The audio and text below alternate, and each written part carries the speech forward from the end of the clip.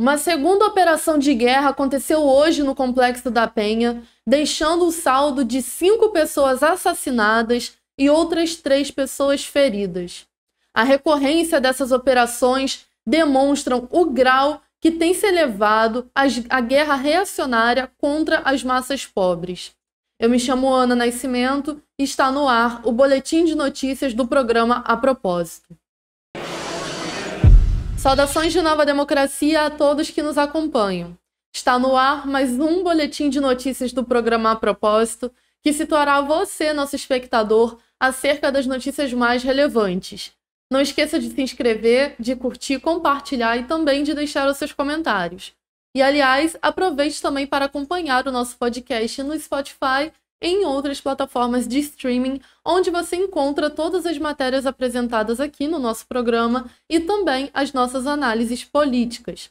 E não esqueça também de contribuir com a nossa tribuna popular, democrática e independente através do nosso Catarse ou do Pix que aparece aqui na tela. Dessa forma, nós conseguimos permanecer de pé no nosso compromisso de propagandear e noticiar a luta das massas do nosso país e do mundo. Bom, vamos ao vídeo de hoje. Um morador chamado Elcimar, de 59 anos, foi baleado dentro de uma padaria no Morro da Fé enquanto tomava café. Ele foi atingido nas nádegas e no braço direito e foi socorrido por um amigo e por um comerciante. No Morro do Quitungo, uma jovem de 23 anos também foi baleada por disparos que vieram do Morro da Fé. Ela foi atingida no pulso e essa jovem estava levando a filha e a irmã mais nova para a escola quando foi baleada. Inclusive, a Secretaria Municipal de Educação informou que no Complexo da Penha, 2 unidades escolares suspenderam seu funcionamento pelas operações policiais que ocorreram hoje, afetando mais de 170 estudantes. E em Vila Cosmos, que é uma comunidade vizinha, 4 escolas foram afetadas e mais de 893 estudantes tiveram seu direito de aprender negado. E de acordo com a Secretaria Municipal de Saúde, a Clínica da Família Ana Maria Conceição dos Santos Correia, em Vila Cosmos, e também a Clínica da Família Aloysio Augusto Noves, na Penha Circular, tiveram o seu funcionamento interrompido por conta das operações em curso. Ou seja, tudo que nós já denunciamos a exaustão aqui no nosso programa durante toda essa semana torna-se repetir no dia de hoje. Essas operações reacionárias, elas demonstram, na verdade, que é uma verdadeira guerra contra os pobres, guerra contra as massas trabalhadoras que habitam e moram nessas comunidades daqui do Rio de Janeiro. Mostra que, na verdade, é um plano do velho Estado para aplicar a mais brutal repressão e opressão para cima dessas massas de estudantes, trabalhadores, crianças, idosos e mulheres. Ou seja, esse velho Estado, ele promove essas operações não para combater o tráfico de drogas, como eles arvoram dizer, mas sim para combater as massas populares, para poder incutir o mais brutal terrorismo psicológico, enfim, toda sorte de atrocidade que eles cometem contra a população. Ou seja, basta a gente ver, essas operações elas foram parceladas entre ontem e hoje para não serem chamadas de chacina. Só de ontem para hoje foram mais de 9 pessoas assassinadas. Ou seja, isso é um plano do velho Estado para incutir terror nessas massas, para assassinar as pessoas que habitam as favelas. Em Santa Catarina não é diferente. Os moradores do Morro da Caixa se revoltam contra a violência policial. Nos dias 18 e 19 de maio, moradores da favela do Morro da Caixa, em Florianópolis, protestaram contra a agressão de policiais militares contra uma criança durante uma incursão na comunidade. E esses moradores relatam que as abordagens violentas por parte da polícia militar contra os moradores da favela têm se tornado cada vez mais frequentes nos últimos meses. E no dia 18 de maio, os moradores bloquearam a Avenida Ivo Silveira durante o protesto pelo fim da violência policial no Morro da Caixa. E esses manifestantes levantaram cartazes e exigiram justiça pela recente agressão contra uma criança de espectro autista na favela. A PM tentou intimidar esses manifestantes com toda sorte de agressão, com uso de bombas e gás lacrimogênio, mas esses manifestantes tornaram a protestar no dia seguinte, na sexta-feira do dia 19, com as mesmas exigências e denunciando a repressão do dia anterior. E esses atos foram impulsionados pelo episódio de agressão contra essa criança que ocorreu no dia 17 durante uma incursão de uma guarnição do 22º Batalhão da Polícia Militar na comunidade. E segundo a mãe e a irmã mais velha da criança agredida, ela teria medo da PM porque no dia 13, inclusive, os policiais invadiram a casa da família durante uma ofensiva na comunidade.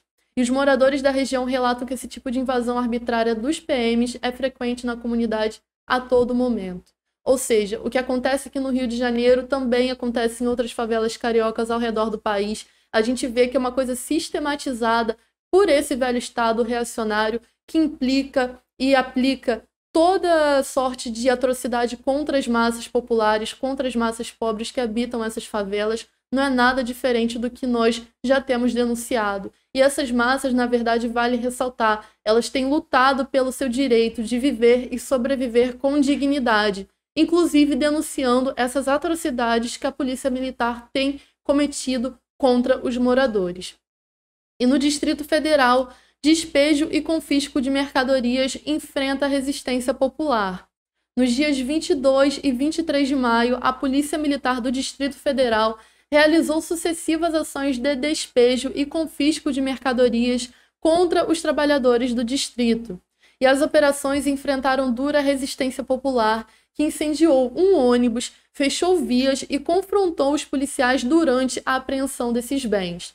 Famílias foram despejadas e tiveram suas casas e barracos destruídos, e vendedores ambulantes sofreram diversas agressões e tiveram seus produtos apreendidos e também destruídos. E isso é resultado dessas operações reacionárias que têm sido aplicadas pelo governador Ibanez Rocha.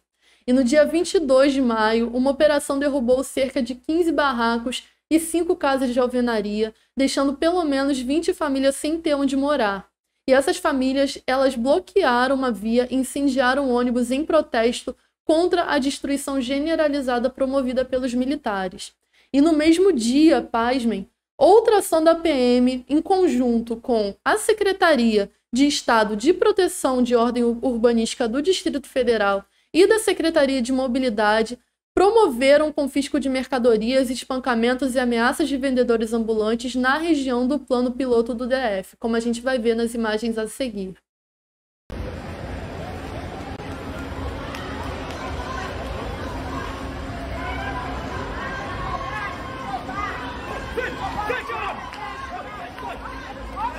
Que é isso? Que é isso? Que é isso, senhor? Que é isso, senhor?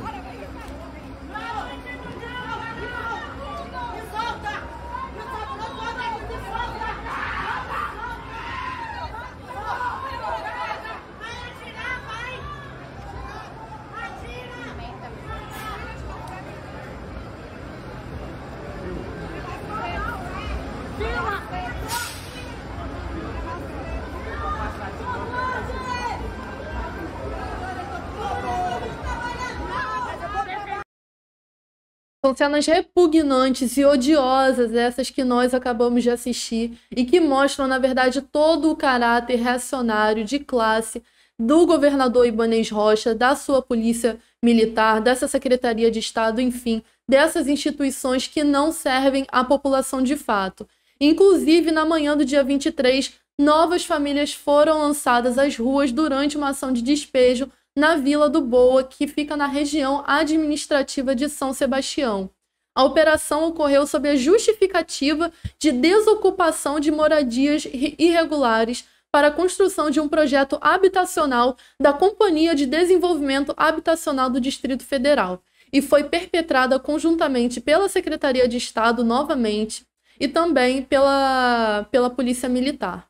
E segundo o Mapeamento Nacional de Conflitos pela Terra e Moradia, ao menos 7.000 famílias do Distrito Federal são atingidas por conflitos, ordens de despejo e ameaças de despejo.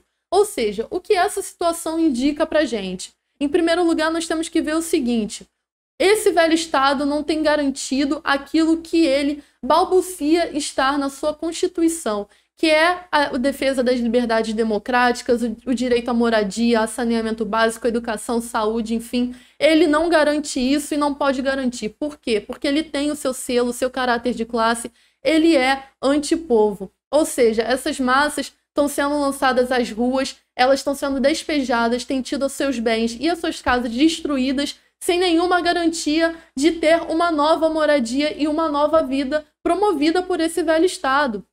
Esse velho Estado tem lançado essas pessoas às ruas e a gente poderia, inclusive, pegar os dados de pessoas que estão habitando as ruas nesse momento, que tem crescido no nosso país diante dessa situação. Em segundo lugar, a situação dos trabalhadores informais, dos trabalhadores ambulantes, dos camelôs, que é uma situação desastrosa que tem sido promovido aqui no Rio de Janeiro, no Distrito Federal, em tantos outros lugares. Esses trabalhadores têm buscado formas dignas de sobreviver, garantias de conseguir o seu alimento, o seu pão de cada dia. E o que recebem desse velho Estado? Recebem garantia de emprego na CLT, garantia de emprego direitinho? Não. O que eles recebem? O confisco de seus materiais de trabalho, o confisco dos seus meios de sobrevivência, o confisco da sua liberdade, inclusive, de trabalhar. E são agredidos e são submetidos à mais brutal repressão pela Polícia Militar, pela Guarda Municipal. E essas pessoas, quando elas resistem e se levantam com bravura, têm demonstrado que o nosso povo não aceita mais essa velha ordem de opressão e de exploração no qual temos sido submetidos. Esse foi o nosso programa de hoje. Eu espero que vocês tenham gostado e aguardo vocês no nosso episódio de amanhã. Vai postar no Face, postar no Twitter, para espalhar mesmo.